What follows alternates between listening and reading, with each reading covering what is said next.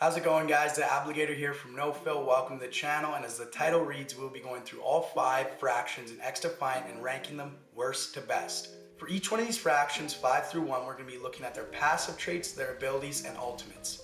I will also be giving my 2 cents on when I believe they'll be good to use in competitive, pubs, certain game modes, times they'll be the most effective. One thing I do want to cover before we get into this list is I know we are all waiting on this XDefiant release, but it was officially announced they will be doing the YouTube Greatest Gamer competition that Ludwig put on, that the game will be featured in that with other 7 games. So that's a good sign. Hopefully that means the release will be coming out soon after that. And if not, honestly, I've been putting in a little bit of my own research and I've been seeing things of it coming out after Christmas, which would just be a disaster. Hopefully this game does come out soon, maybe a week or 2 after this Greatest Gamer competition, but we'll have to see. That's probably enough of me blabbering on. So the 5 fractions we will be going over are Liberated, Cleaners, Echelon, DedSec, and Phantoms. At number 5, and taking the last spot on the list, we have the Cleaners. From the Division universe, they are prio technicians in XDefiant. They are quite furious their equipment can burn anything in their path. Their active abilities can wreak havoc, dealing tons of aerial and burn damage. Getting into the perks of the Cleaners, we're going to start with their passive trait, which is incinerating ammo that inflicts burn damage but decreases weapon range. You're giving up and getting a little 50-50. The incendiary rounds, when a guy's one shot, can finish the job, but decreasing that weapon range is never good, especially using it as an AR player. The firebomb ability, detonate a Molotov cocktail, causing explosive damage and igniting the area. The other ability, the incinerator drone. A napalm delivering drone burns everything in its flight path. And the big boy for the Cleaners, its ultimate, the Purifier. This is a flamethrower that will definitely do some damage throughout the map and clearing lanes. Looking at where these things will be useful in game, I actually do think the ultimate will be really good. When you're the last guy on a point and you just need to pull something out that can hopefully get the boys coming off respawn and kill some time, you pull that thing out, you should be able to deal a lot of damage. But I do think its 2 abilities struggle a lot. The drone, you could throw down a line of sight and yeah, that'll be covered for a little bit. And the Molotov cocktail hasn't been good in a video game, so I guess maybe they'll surprise us. Coming in at number 4, we got DedSec. Playing as a DedSec will make you feel like you're sneaking around like Sombra in Overwatch 2. And if Sombra is your tune of music, then DedSec is for you. Constantly disrupting enemies and hacking in their backline, you'll feel like you're doing a lot, and you will be doing a lot, even if your teammates don't know it. Coming from the Watch Dogs 2 franchise, you'll be able to hack enemies' HUDs, take control of enemies' abilities, and even summon a spider bot that attacks enemies.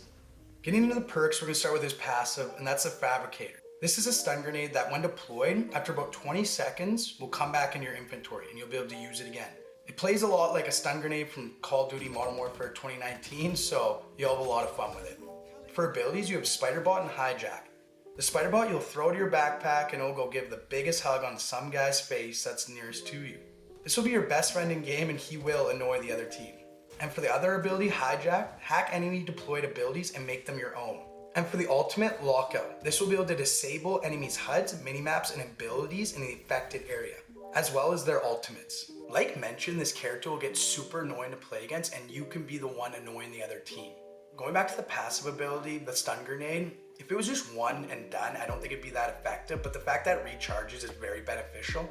And for the Spider Bot, if you played the beta, it is annoying, but it's also very beneficial because if you throw it out, it goes to the nearest enemy, which will give you great information in games like Search and Destroy and Escort on guys trying to take flanks. If you hold an angle, throw it down, it'll go find them for you. Don't really care for Hijack, don't need to get into it.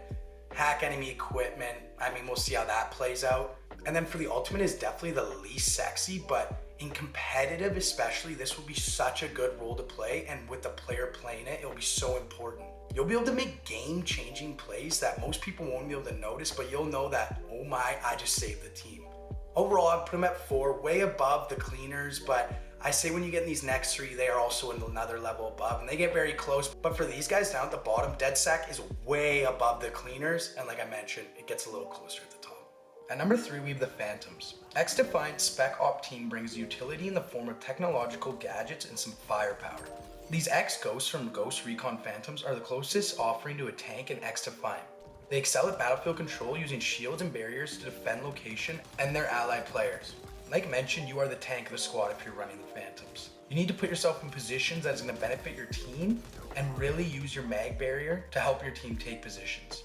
For their first perk, their passive is Harden.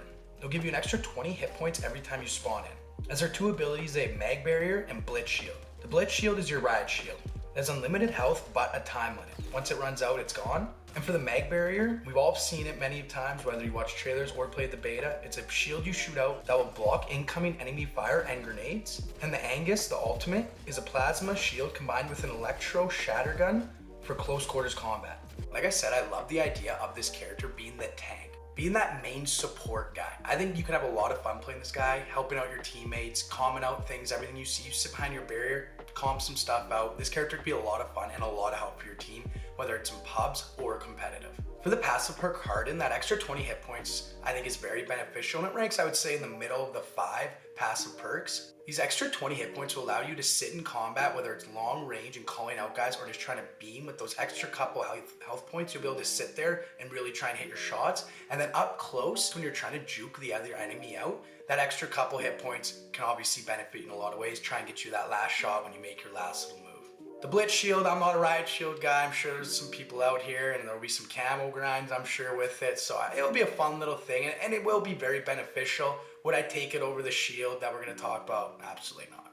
And the mag barrier, this is one of the coolest things. It's a barrier you shoot with a gun, it comes up. I don't know how much square feet it covers, but you can get a couple guys hiding behind that thing, shooting shots out, calling guys out. This will be so good and competitive to take advantage of positions and sit on the objective. And for the Angus in pubs, like team deathmatch and game modes like that, where it's mostly slain, this thing won't really come into handy that much.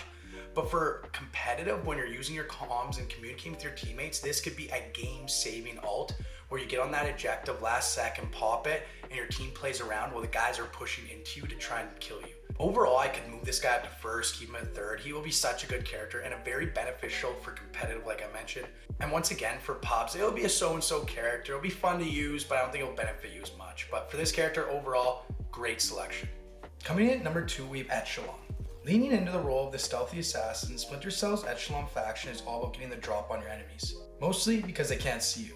Echelon characters are hidden from enemies' minimaps, which will give you the upper hand to outsmart and outgun your opponents. The passive perk, Low Profile, makes it so you do not appear on enemies' minimaps.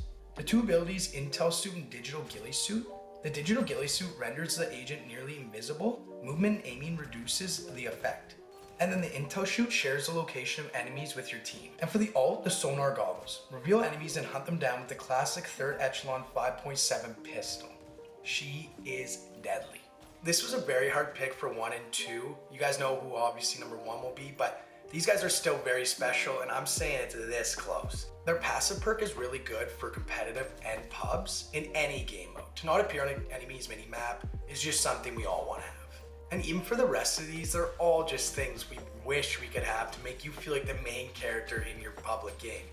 From going invisible in your ghillie suit or be able to ping enemies around the map, these are so fun and beneficial, even for your team.